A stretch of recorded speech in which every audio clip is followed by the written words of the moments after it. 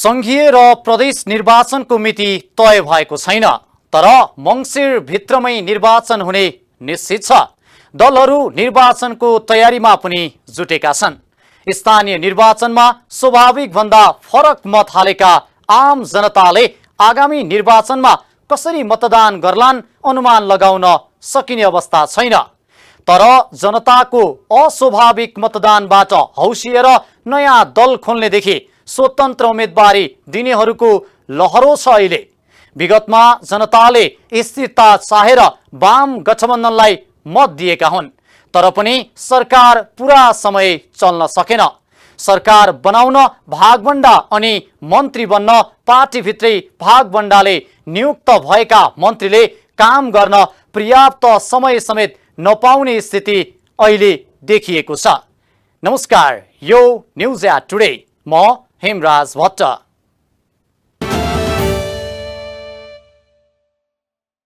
लामो रस्साकस्सीपछि अन्ततः सरकारमा प्रतिनिधित्व गरिरहेको एकीकृत समाजवादीका मन्त्रीहरू परिवर्तन भएका छन्।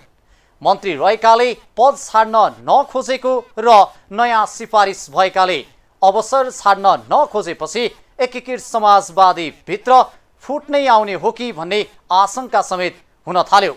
दलभित्रकै नेताहरू एक आपसमा अनुहार हेर्न नसक्ने वा हेर्न नचाहने स्थितिमा समेत पुगे। तर अहिले पार्टीले फिर्ता बोलाएका सबैले राजीनामा दिएका छन्। नयाँ मन्त्रीहरूले समेत शपथ लिएर कार्यभार सम्हालिसकेका छन्। झन्डै 3 साताको लामो रस्साकस्सीपछि नेकपा एकीकृत समाजवादीका मन्त्रीहरू फेरिएका छन्। एकीकृत समाजवादी पार्टीले गएको जेठ 22 गते सरकारमा सहभागी भएका आफ्ना मन्त्री फिर्ता बोलाएर नयाँ नाम सिफारिस गरेको थियो। तर यसबीचमा पुरानालाई फिर्ता बोलाएर र नयाँलाई नियुक्त गर्न पार्टी अध्यक्ष माधव कुमार नेपालले निकै कसरत गर्नु पर्यो। नयाँ मन्त्रीको नाम सिफारिस गरेर प्रधानमन्त्री शेरबहादुर देउवालाई पठाएको भए पनि संसदमा प्रस्तुत गरिएको बजेट पारित नभएको भन्दै एकातिर प्रधानमन्त्री देउवाले नै मानेनन् भने अर्कातिर पदमा रहेका मन्त्रीले पनि सहजै रूपमा मन्त्री पद छोड्न आनाकानी गर्दा पार्टीको सचिवालय बैठकको निर्णय नै धरापमा परेको थियो। तर निर्णय भएको 21 दिनपछि भने सो निर्णय बल्ल तल्ल कार्यान्वयनमा आएको छ। प्रधानमन्त्री देउवाको सिफारिसमा राष्ट्रपति विद्यादेवी भण्डारीले एकीकृत समाजवादीका नयाँ मन्त्री समावेश गरी मन्त्री परिषद पुनर्गठन गर्नु भएको छ। नयाँ पुनर्गठन अनुसार संस्कृति पर्यटन तथा नागरिक उड्डयन मन्त्रीमा जीवनराम श्रेष्ठ, शहरी विकासमा मेटमणि चौधरी, स्वास्थ्य तथा जनसङ्ख्या मन्त्रीमा भवानी खापुङ र श्रम रोजगार तथा सामाजिक सुरक्षा मन्त्रीमा शेरबहादुर कुँवरलाई नियुक्त गरिएको छ। यस्तै स्वास्थ्य राज्य मन्त्रीमा हिराचन्द्र केसीलाई नियुक्त गरिएको छ। शनिबार बसेको एकीकृत समाजवादीको केन्द्रीय कमिटी बैठकले लामो समय आफूले सिफारिस गरेका मन्त्री हेरफेर नगरेको भन्दै प्रधानमन्त्रीको चर्को आलोचना गरेको थियो। यति मात्रै होइन, सो बैठकले तत्काल मन्त्री हेरफेर नगरे आफूहरूले अपमानका रूपमा बुझ्ने चेतावनी दिएको थियो। त्यसपछि आइतबार सुरुमा पर्यटन मन्त्री रहेका प्रेम आलेले पार्टी अध्यक्ष माधव कुमार नेपालका समक्ष राजीनामा पत्र बुझाए। त्यसपछि शहरी विकास मन्त्री रहेकी रामकुमारी झाँक्रीले पनि मन्त्री पदबाट राजीनामा दिइन्। उनले मन्त्रालयमा पत्रकार सम्मेलन गर्दै राजीनामा दिएकी हुन्। नेकपा एकीकृत समाजवादीको चेतावनी बाहिर आएको 24 घण्टा नबित्दै प्रधानमन्त्री देउवाले मन्त्री परिषद हेरफेर गरे। पर्यटन मन्त्री नियुक्त भएका जीवनराज श्रेष्ठ 2042 सालमा नेकपा मालेका वडा सचिवबाट राजनीतिमा प्रवेश गरेका थिए। उनी अहिले एकीकृत समाजवादी संसदीय दलका प्रमुख सचेतक हुन्।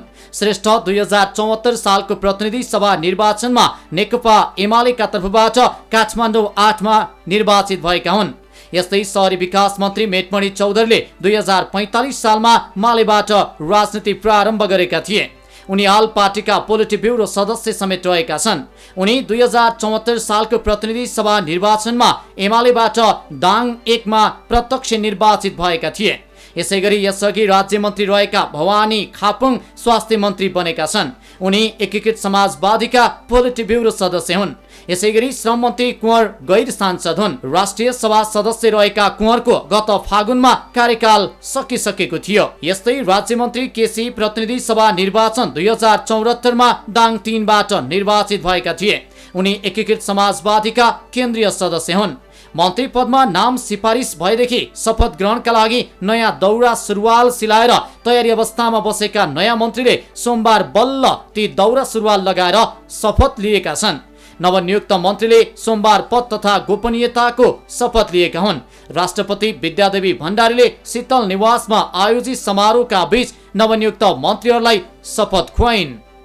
शपथपछि मन्त्रीहरूले सोमबार नै कार्यभार समेत सम्हालेका छन्। शपथपछि कार्यभार सम्हालेका संस्कृति पर्यटन तथा नागरिक उड्डयन मन्त्री जीवन राम श्रेष्ठले विश्व सम्पदा सूचीमा रहेका स्वयम्भू र हनुमान ढोकालाई जोड्ने हेरिटेज मार्ग बनाउने पहिलो प्राथमिकता राखे।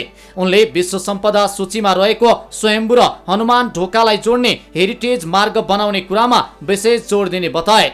उनले कोरोना महामारीमा पर्यटन क्षेत्र नराम्रोसँग प्रभावित भएको र त्यसलाई उकास्न अध्ययन प्रतिवेदन समेत तयार भइसकेकाले ती प्रतिवेदनका आधारमा 7 दिनभित्र कार्यान्वयन गरेर जाने विषयमा हस्ताक्षर गरेको पनि बताएका छन्। यो उपत्यकाको जुन चाहिँ यसको सांस्कृतिक महत्त्व छ, यसको जुन खालको एउटा सम्पदाहरूको चाहिँ ठाउँको रूपमा चिनिन्छ, त्यसैले यो ठाउँको चाहिँ महत्त्वलाई अझ झल्काउने गरी पर्यटकहरूलाई पनि आकर्षित गर्ने र अलि स्टेलाई उनीहरूले चाहिँ अलि बढाउन सकिने गरी यहाँको जुन चाहिँ सम्पदाहरू जोड्ने किसिमबाट एउटा ट्रेलहरू निर्माण गर्नको लागि अध्ययन गर्ने भन्ने एउटा विषय भयो। र हामीले म सांसद हुँदाखेरि नै यो हनुमान ढोका र स्वयम्भू दुईवटा चाहिँ विश्व सम्पदा सूचीमा रहेका ठाउँहरू हुन्। यो दुईवटा ठाउँलाई जोड्ने गरी एउटा चाहिँ सम्पदा मार्ग, यो हेरिटेज ट्रेल बनाउने भनेर धेरै कामहरू भइसकेको छ। त्यसको डिपिआरहरू सबै भइसकेका छन् र त्यो कामको लागि बजेट पनि यो वर्षको बजेटमा परिसकेको छ। त्यो कामलाई प्रारम्भ गर्ने भन्ने एउटा चाहिँ विषय त्यो हो। कोभिडको कारणले प्रभावित भएको छ, अर्थतन्त्रलाई प्रभावित बनाएको छ। यो कामहरूलाई हामीले चाहिँ नि माथि उठाउने गरी त्यसलाई चाहिँ नि एउटा पुनर्स्थापना गर्ने काममा हामीले चाहिँ नि पहल कदमी लिनेछौँ र त्यसमा हामीले सफलता प्राप्त गर्न सक्नेछ भन्ने आशा र विश्वास चाहिँ गरे। यस्तै नवनियुक्त शहरी विकास मन्त्री मेटमणि चौधरीले नेताहरू घमण्डी भएकाले देश अघि बढ्न नसकेको दावी गरे। मन्त्री चौधरीले सबैले आफ्नो ठाउँबाट सके जति देश विकास गर्न सहयोग गर्नुपर्ने बताए। उनले देश बनाउनका लागि सुदृढ सशक्त प्रतिबद्धता जनाउन आवश्यक रहेको भन्दै घुस खाने नभई सामूहिक प्रतिबद्धता जनाएर मात्रै काम गर्नुपर्ने बताएका छन्। उनले मन्त्रीहरूले घुस खाँदा पैसा धेरै कमाउने र मुलुक नबन्ने र घुस नखाँदा पैसा नहुने भएकाले अप्ठ्यारो रहेको समेत बताएका छन्। मुलुक अगाडि जान नसक्नुको एउटा मात्रै कारण के हो भने हामी सबै एक खालको धेरै घमण्डी भयौँ। हामी मुलुक चलाउने मान्छे पनि घमण्डी भयौँ र तपाईँ कर्मचारी साथीहरू के हुनुहुन्छ मलाई थाहा छैन भन्न के भन्नु होइन। तर हामीले आफ्नो तर्फबाट पनि जे गर्नुपर्ने हो त्यो गरिरहेछौँ। अब लुप होलहरू खोज्ने, आफ्नो बचावटको लागि लुप होलहरू खोज्ने हामी नेताहरू पनि, तपाईँहरू मात्रै नभनौँ, हामी नेताहरू पनि आफूलाई संरक्षण अथवा सेफ गरेर कानुन बनाउन खोज्ने। त्यसैले फ्रिक्वेन्टली अब मुलुकलाई धेरै इमान्दारीपूर्वक योगदान गरौँ, मुलुक अगाडि जान सक्छ। नभए मलाई त के लाग्दैछ भने यदि कुनै पनि व्यक्तिले स्ट्रङ कमिटमेन्ट नगर्नसम्म मुलुक चाहिँ बन्दैन। अब हामीले अप्ठ्यारो त छ नि त, अब घुस खान पाउँदा पैसा हुन्छ अथवा अरू बदमासी गर्दाखेरि अरू होला, तर यो तरिकाले त मुलुक त नबन्ने रहेछ नि त। कम्तीमा आखिरमा लेकवानले मुलुक बनाए अथवा चाइना जस्तो यस्तो गरिबी अभाव दरिद्रमा रहेको चाइना जस्तो मुलुक आज संसारको समृद्ध मुलुक बन्दैछ होइन। जुन बेला नेपाल बनिसकेको थियो त्यो बेला अमेरिका पत्ता लागेको थियो, आज अमेरिका संसारकै शक्तिशाली मुलुक बनेको छ। त्यसैले यो बनाउनको लागि सबैले सामूहिक रूपमा कमिटमेन्ट गरौँ र मुलुकलाई अगाडि लाने कुरामा हामी सबैले कुनै न कुनै तरिकाले योगदान गरौँ। नेकपा एकीकृत समाजवादीको मन्त्री फेरबदलको विषय उठेपछि सत्ता गठबन्धनमा रहेका अन्य दलमा पनि मन्त्री फेरबदल गर्ने कुरा उठेको थियो। तर नेकपा यसका मन्त्री फेरबदलको विषय निकै पेचिलो बनेपछि अन्य दलले भने सो कुरा उठाएनन्। 21 दिनको लामो रस्साकसीपछि प्रधानमन्त्री शेरबहादुर देउवाले मन्त्री परिषद पुनर्गठन गरे पनि अन्य दलले अब के गर्छन् त्यो भने हेर्न बाँकी छ।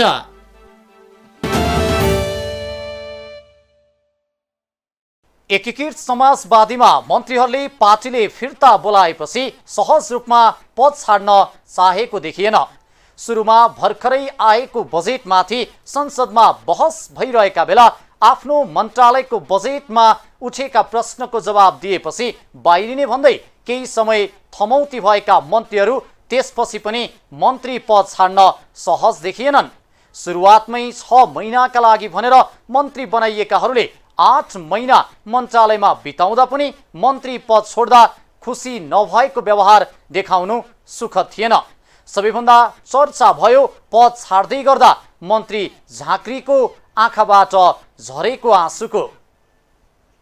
नेकपा एकीकृत समाजवादीले सरकारबाट फिर्ता बोलाएका मन्त्रीहरूले लामो गलफत्तीपछि अन्ततः मन्त्री पदबाट राजीनामा दिए। शहरी विकास मन्त्री रहेकी रामकुमारी झाँक्रीले मन्त्री पदबाट राजीनामा दिने क्रममा आयोजना गरेको पत्रकार सम्मेलनमा आँसु चुहाएको दृश्यका फरक फरक टिप्पणी भइरहेका छन्। गत 8 महिना अघि पहिलो पटक मन्त्रीको रूपमा पदभार ग्रहण गरेपछि मन्त्रालयका अधिकारी र पत्रकार समक्ष उपस्थित हुँदा मन्त्री झाँक्री निकै खुसी देखिन्थिन्। मन्त्रालयका कर्मचारी बीच पनि लोकप्रिय रहेकी झाँक्री मन्त्री पदबाट बिदा हुन लाग्दा मन्त्रालयका कर्मचारीले फेरि भेटौँला कार्यक्रम राखेका थिए।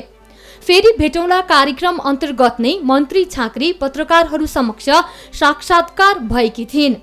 कार्यक्रममा मन्त्रालयका कर्मचारीका अलावा मातहतका निकाय तथा विभागका प्रमुखहरूको उपस्थिति थियो। एकजना कर्मचारीले कार्यक्रमको औचित्यतामाथि प्रश्न पार्दै सुरु गरे। त्यसपछि मन्त्रालयका सचिवले भइरहेको कामको बारेमा बेली बिस्तर लगाए। सचिवले झाँक्रीको कार्यकालमा भएका कामहरूबारे बोल्दै गर्दा झाँक्री भने आँसु चुहाइरहेकी देखिन्थिन्। सचिवले बोलिसकेपछि उनको बिदाईका लागि मन्त्रालयका कर्मचारीहरूले मायाको चिनो दिने कार्यक्रम थियो। त्यस क्रममा बोल्दै मन्त्री झाँक्रीले मन्त्री नियुक्त भएको दिनदेखि नै आकांक्षीहरूले काउन्ट डाउन गर्न थालेको थाहा पाएपछि आफूलाई हटाइने निश्चित हुँदा मिडियालाई भन्दा पहिला आफूलाई जानकारी गराउन पार्टी नेतृत्वलाई आग्रह गरेको बताइन्।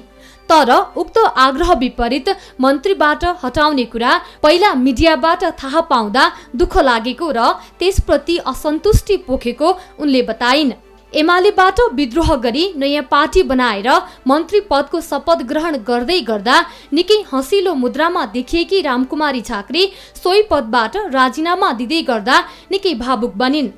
कर्मचारी बोलिरहँदा उनी बेला बेला टेबलको टिस्यु पेपर हातमा लिएर आँखाको गाजल पुछे जस्तो गर्थिन्। मात्र 6 महिनाका लागि मन्त्री बनेकी झाँक्रीले पत्रकार सम्मेलन गरेर पदबाट राजीनामा दिँदै गर्दा उनका कुरा भन्दा बढी आँखाबाट आँसु बगे। बिहे गर्दा भर्खरकी दुलै अन्माए झैं धरधरी रोएको फोटो यति बेला सामाजिक सञ्जाल निकै तताइरहेको छ। कतै राजाले राजगद्दी छोड्दै गर्दा मुस्कुराएको तस्बिर र रामकुमारी झाँक्रीले 6 महिनाको मन्त्री पद छोड्दा बिलौनाको तस्बिर एकै ठाउँमा जोडेर सामाजिक सञ्जालमा टिप्पणी भइरहेको छ। झाँक्रीको त्यो व्यवहार कसैलाई आश्चर्य त कसैलाई उपहासको विषय बनेको छ। आफूले सम्हाल्दै आएको मन्त्री पद छोड्दा दुखित हुनु सामान्य कुरा हो, तर सर्वस्व नै लुटिए जसरी आँखाबाट गंगा जमुना बगाउनु भने अचम्मको कुरा पनि हो। त्यसमाथि जिम्मेवार तथा देशको नेतृत्व थाम्ने उच्च पदस्थ व्यक्तिबाट यस्तो कारुणिक पीडा बाहिरिनु अपरिपक्वता झल्किन्छ। विभिन्न सञ्चार माध्यमहरूले पनि झाँक्रीको पीडालाई स्थान दिँदै समाचार सम्प्रेषण गरिरहेका छन्।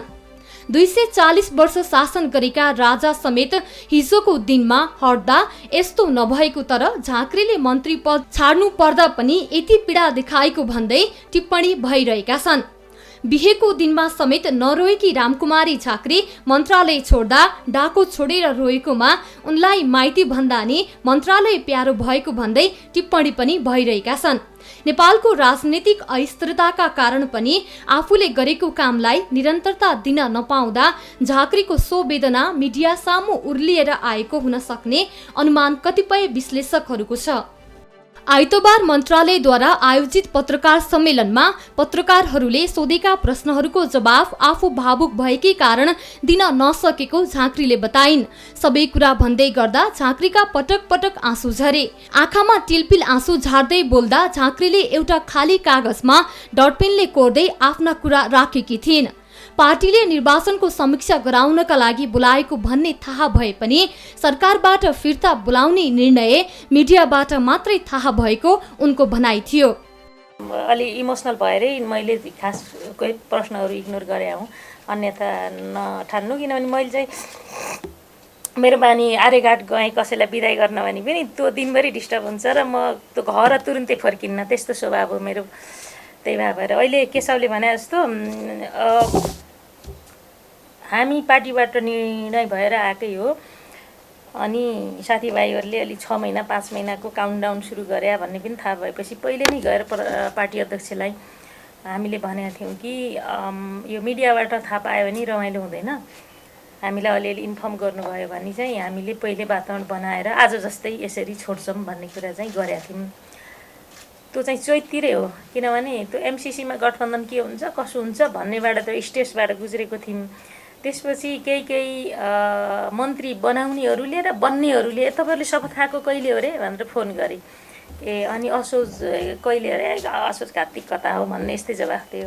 असोज कति गते रे भनेपछि 22 गते भन्नु पऱ्यो नि। असोज कार्तिक यहीँबाट कि असोज कार्तिक मङ्सिर भनेर गन्या थाहा भएपछि साथीहरूले काउन्टडाउन सुरु गरेछन् भन्ने भयो। त्यसपछि हामीले ओके त्यो त पार्टीले नै गर्ने निर्णय हो, केही छैन त्यसमा, तर हामीले प्रिभियसली अलिकति जानकारी भयो भने इन्भाइरोमेन्ट बनाएर छोड्छौँ भन्ने कुरा पहिले भनेका थियौँ। त्यसै गरी सरकारबाट बाहिरिएका सांस्कृतिक पर्यटन तथा नागरिक उड्डयन मन्त्री प्रेम बहादुर आलेले आफ्नो कार्यकालमा 90% अङ्क ल्याएको बताएका छन्। आफू जनजातिको छोरो हुनुका साथै स्पष्ट वक्ता भएकोमा देश र जनताको हितमा सधैँ लागि परेको आलेले बताएका छन्। आफूले काम गर्ने क्रममा भएका त्रुटिहरूलाई नियतको रूपमा नलिन पनि उनले आग्रह गरेका छन्। मन्त्री पदबाट बिदा भए पनि आफू सिंहदरबार बाहिर संसदको भूमिकामा रहने तथा समाजका विभिन्न किसिमका विकृति विरुद्ध निरन्तर उभिरहने र आवश्यक पर्दा पुनः नेतृत्वमा दोहोरिने अभिलाषा पनि आलेले जाहेर गरे। म जनजातिको छोरो, स्पष्ट वक्ता, देश र जनतालाई प्राथमिकता दिई सधैँ काममा लागिरहे।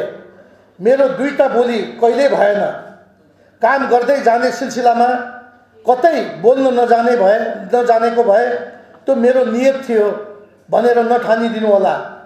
म यहाँबाट बिदा भएर सिंहदरबार बाहिर सांसदको भूमिकामा रहिरहने नै छु। विकृति विरुद्ध मेरो खबरदारी निरन्तर रहिरहनेछ।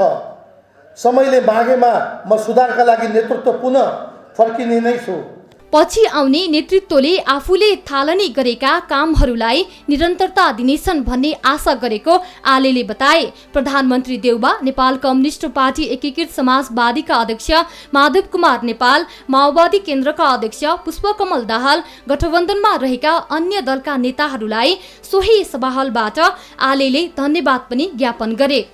म पछि आउने नेतृत्वले मैले थालेको सुधारका कामहरूलाई निरन्तरता दिनु हुनेछ भन्दै पुनः सम्माननीय प्रधानमन्त्री शेरबहादुर देउबा, नेपाल कम्युनिस्ट पार्टी एकीकृत समाजवादीका आदरणीय अध्यक्ष माधव कुमार नेपाल, माओवादी केन्द्रका आदरणीय अध्यक्ष पुष्पकमल दाहाल, गठबन्धनमा रहेका अन्य दलका नेताहरू यही सभा हलबाट धन्यवाद पनि ज्ञापन गर्न चाहन्छु।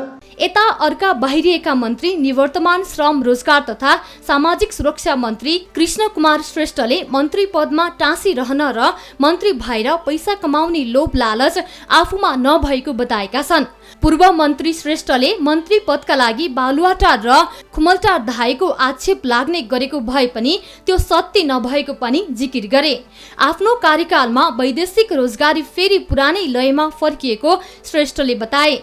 वैदेशिक रोजगारीमा जाने श्रमिकको तथ्याङ्क हेर्ने हो भने पछिल्लो 4 वर्ष निरन्तर घटेकोमा तर आफ्नो कार्यकालमा फेरि एकपटक 2074 साल अघिको अवस्थामा पुगेको पूर्व मन्त्रीले बताए। खाली हामी मन्त्रीहरूको भनाइ के हो भन्दा यो लोकतान्त्रिक पद्धतिमा हामीले बजेट पेश गरिसकेपछि बजेटको चाहिने माननीयहरूले सोध्ने प्रश्नको उत्तर पनि हामीले दिन पाऊँ भन्ने मात्रै हाम्रो कुरा हो। मन्त्री श्रेष्ठले पार्टी छोड्ने भन्ने कुरामा कुनै सत्यता नभएको पनि स्पष्ट पारेका छन्। आफू अहिले पनि मन्त्री चढ्ने भन्दा ठूलो गाडी चढेर आएको भन्दै मन्त्रीमा टाँसिन र मन्त्री बनेर पैसा कमाउने लोभ नरहेको उनले बताए। यहाँ त लौ चाहिने टाँसिनलाई पार्टी छोड्छ अरे, यो चाहिने एकदम चाहिने मन्त्री छोड्नै ला छैन अरे, प्रधानमन्त्रीलाई प्रेस अरे, यो केही होइन। पत्रकार साथीहरूलाई विशेष गरी यो मैले भन्नै जरुरी भयो। किन भन्दा तपाईँहरूलाई थाहा छ, त्यसमा पनि मेरो व्यक्तिगत रूपमा तपाईँहरूलाई थाहा छ। अहिले हेर्नुहोस्, मन्त्री चढ्ने भन्दा ठुलो गाडी चढेर म आएको छु। निवर्तमान श्रम मन्त्री श्रेष्ठले प्रतिनिधि सभा र राष्ट्रिय सभामा मन्त्रीले बोलिसकेपछि क्रस क्वेसन गर्ने र असन्तुष्टि जाहेर गर्ने कुरा आफूमा लागू नभएकोले पनि सबै काम राम्रो गरेको प्रमाणित भएको दाबी गरे। पार्टीका अर्का मन्त्री प्रेमबहादुर आलेले आफ्नो कार्यकालमा आफूलाई नै नम्बर दिएको प्रति लक्षित गर्दै पूर्व मन्त्री श्रेष्ठले आफूले गरेको कामले नम्बर जनताले दिने बताए।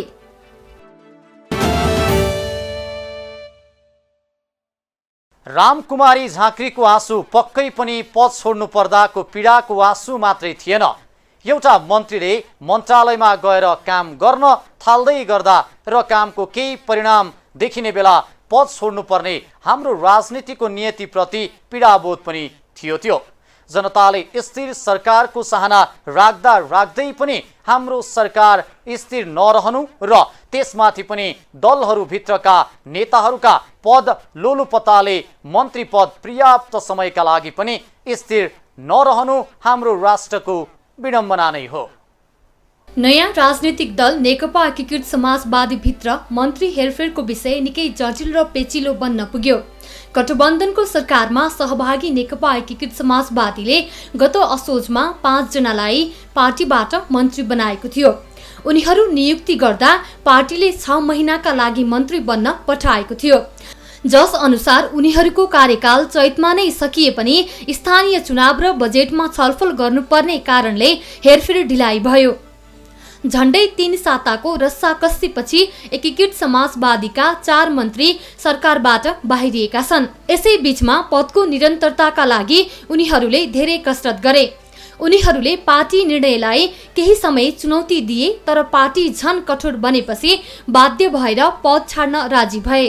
त्यसैले उनीहरूको पार्टीभित्र सङ्घर्ष र विदाई दुवै सकसपूर्ण बन्यो। मन्त्री पदबाट विदाई हुँदै गर्दा शहरी विकास मन्त्री रामकुमारी झाँक्रीको आँसुले भने सबैको ध्यान आकर्षित गर्यो। एक थरीले हाँस्नु र रुनुलाई सामान्य मानवीय स्वभाव भनेका छन् भने अर्का थरीले नकारात्मक टिप्पणी गरेका छन्। निवर्तमान पर्यटन मन्त्री प्रेम आलेले पनि पत्रकार सम्मेलन गरेर विदा भए। उनमा पनि ठूलो उत्साह थिएन। 100 मा 90 नम्बर दिएर उत्कृष्ट काम गरेको घोषणा गरे। पछिल्लो समय मन्त्री पदलाई जागिर र कमाई खाने भाडोको रूपमा बुझ्दा यसले समग्र राजनीतिक क्षेत्रमा नै प्रभाव पारेको छ। यो चाहिँ तपाईको हजुरले जुन क्वेशन सोधिरहनु भएको छ, मन्त्री पाउनको लागि तपाईको घुर्की दिने, मन्त्री खानको लागि चाहिँ तपाईको पार्टी फुटाल्ने, मन्त्री खानको लागि तपाईको चाहिँ आफ्ना नेताहरूलाई तपाईको धम्की दिने अथवा नेताहरूले पनि त्यस्तै खालका मान्छेहरूलाई चाहिँ खोजी गर्ने जुन यो प्रवृत्ति छ, सत्ता र स्वार्थ केन्द्रित मन्त्री केन्द्रित तपाईको जुन तपाईको यो प्रवृत्ति छ, यो प्रवृत्ति तपाईको चाहिँ दलीय राजनीतिको लागि अत्यन्तै तपाईको चाहिँ यो पोइजन हो। मन्त्री पाउनकै लागि रातारात पार्टी परिवर्तन गर्ने, पार्टीमा गुटबन्दी गर्ने तथा आफ्नो पद जोगाउनलाई समान्तर समिति गठन गर्ने जस्ता प्रवृत्ति पछिल्लो समय हावी हुँदै गएको छ। मन्त्री पद जागिर होइन, सेवा हो। साथै मुलुक निर्माण गर्ने जिम्मेवारी पाएको व्यक्ति हुँ भन्ने आदर्शलाई स्वयं मन्त्रीले नै भुल्दै गएका छन्। देशमा स्थिर सरकारको कल्पना गरिए पनि पार्टीभित्र नेताहरूको चित्त बुझाउनकै लागि म्यादी मन्त्री नियुक्त गर्ने चलन बढ्दै गएको छ, जसका कारणले मन्त्रालयले दिगो रूपमा आफ्ना नीति तथा कार्यक्रमहरू सञ्चालन गर्न पाएका छैनन्। नेपाल जस्तो लोकतान्त्रिक गणतन्त्रमा प्रवेश गरेको मुलुकका लागि म्यादी मन्त्री बनाउने चलनले यो व्यवस्था कुरूप हुनुका साथै आम जनतामा वितृष्णा पैदा गरेको छ। जुन तपाईको मल्टिपार्टी सिस्टम अथवा गणतन्त्र हामीले अपनाइरहेको छौँ, यसमा सबभन्दा महत्त्वपूर्ण जिम्मेवारी भनेको दलको हुन्छ। यो कुनै तपाईको चाहिँ गल्ती मिस्टेक भयो, यो मुलुक तपाईको बर्बादीतर्फ जान लाग्यो, त्यसका जिम्मेवार दल हुन्छन्। श्रीलङ्कामा तपाईँले देखिरहनु भएको छ नि, तपाईँको नेताहरूलाई चाहिँ बाटोमा तपाईँको लखेटेको, लाठीले हानेको, घर जलाइदिएको, त्यो स्थिति आउन नदिनको लागि चाहिँ दलले समयमै सचेत हुनुपर्छ। दलले यस्ता खालका प्रवृत्तिहरू रोक्नुपर्छ। तेरो मान्छे मेरो मान्छे भनेर ती मन्त्रीको भागभण्डा गर्ने होइन। मन्त्री भनेको तपाईँको क्याबिनेट भनेको सिङ्गो मुलुक हाँक्ने ठाउँ हो, त्यो कुनै जागिर खाने ठाउँ होइन, ताकि पालै पालो गरेर चाहिँ कसैलाई जागिरको लागि नियुक्ति गरियोस्। यो प्रवृत्तिले तपाईँको चाहिँ हामीलाई तपाईँको चाहिँ अगाडि लैजाँदैन। हामी यो प्रवृत्तिबाट चाहिँ हामी डुब्छौँ। यो डुबाउन चाहिँ कुनै दलहरू हुन्छन्, दलहरू यसमा सच्चिनुपर्छ।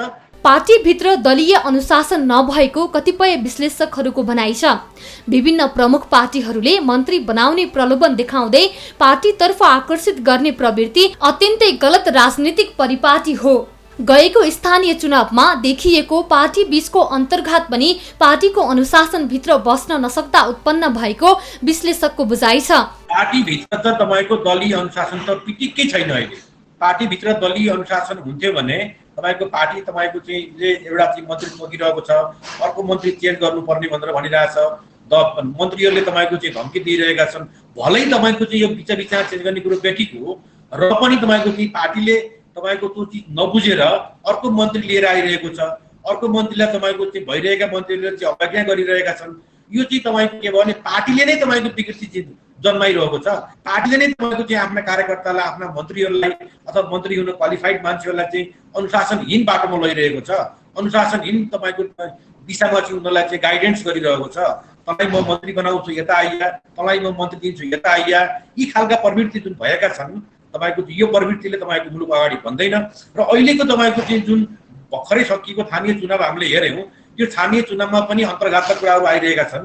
त्यो जति पनि तपाईँको अन्तर्गतका कुराहरू पार्टीले गरिरहेका छन्, यो पार्टीको अनुशासन नमानेको, पार्टीले तपाईँको चाहिँ अनुशासन नसिकाएको र पार्टीको अनुशासनभित्र उहाँहरू चाहिँ बस्न नसकेको कारणले गर्दा तपाईँको अन्तर्गतका कुराहरू आएका छन्। ती अन्तर्घातका तपाईँको थुप्रै तपाईँको चाहिँ धेरै पार्टीहरूका चाहिँ धेरै सिटहरू चाहिँ गुमेका छन् बिकज अफ अन्तर्घात।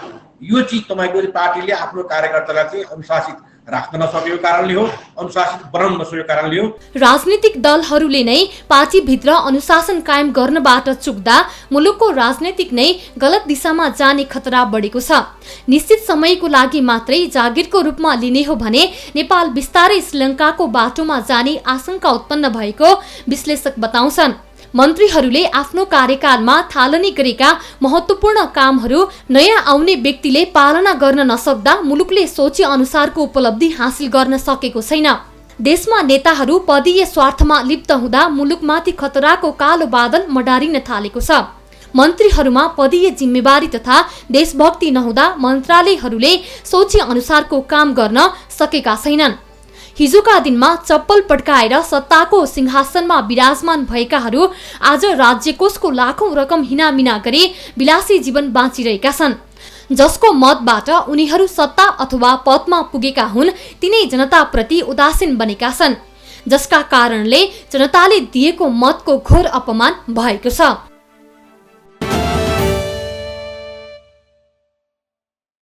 दलहरू भित्रका अकर्मणीयताको कारण वर्तमान राजनीतिक प्रणालीप्रति नै वितृष्णा फैलाउने प्रयास भइरहेका छन्। धमिलो पानीमा माछा मार्नेहरू यस्तै अवसरको खोजीमा हुन्छन्, तर उनीहरूको कुनियत सफल हुन नदिन दलहरूकै दायित्व हो माछा पोखरी सङ्लो पार्ने। राजनीतिक रूपमा सबैभन्दा उत्कृष्ट भनेर नै छानिएको वर्तमान व्यवस्थामा नै सुधार गर्नुपर्छ यदि आवश्यक हो भने। तर सबैभन्दा पहिले दलहरू जसबाट नै हो जनताले आशा गर्ने, उनीहरू नियत स्पष्ट हुनु र उनीहरू इमानदार हुनु जरुरी हुन्छ। हवस् त, न्युज एट टुडे आजलाई यति नै। हामी सबै बिदा हुन्छौँ। नमस्कार।